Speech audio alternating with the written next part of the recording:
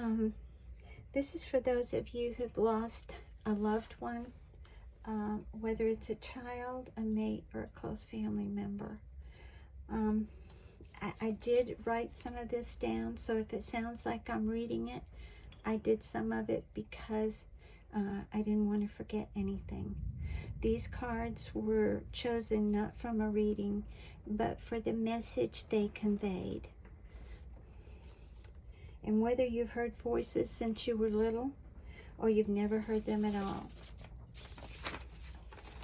when you lose someone close to you, you are so devastated, all you can feel is pain. You're surrounded by the pain of your loss so deep, you feel your soul just died. And trust me, I know this. You just want to hear their voice or see them again, but all you can feel is a wall of pain. And I know what y'all are going through. I had just lost my only child, and all I could think about was the loss or the horrible suffering he went through before he died. I did meet a Native American woman. All she did was look at me, and this is what she said to me. You're grieving yourself to death. You have to live either in this world or his. You cannot split yourself into two places or you will die. Now, how she knew, I don't know. When the Creator gives you someone to love, they will never take them away from you. And trust me when I say this, people, I was so angry. I was fixing to come back with the nastiest comment I could think about when she told me they wouldn't be taken away from me. But then she said something else. If he was somewhere else, in another state or country, and you knew he was having fun, and you could pick up the phone and talk to him anytime, you'd miss him, but you wouldn't feel his loss. And she was right. Because of the love you share, that connection can never be broken. And I was still angry.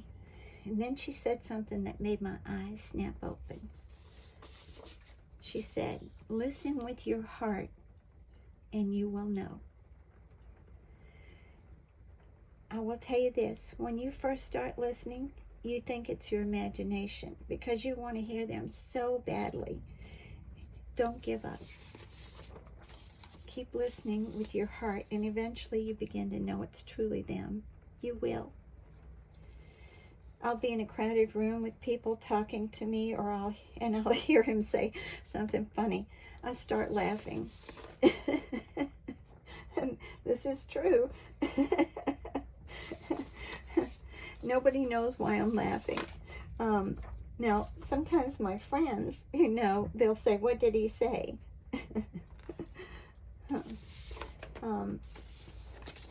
Anyway, I'm trying to get everything together so I can finish.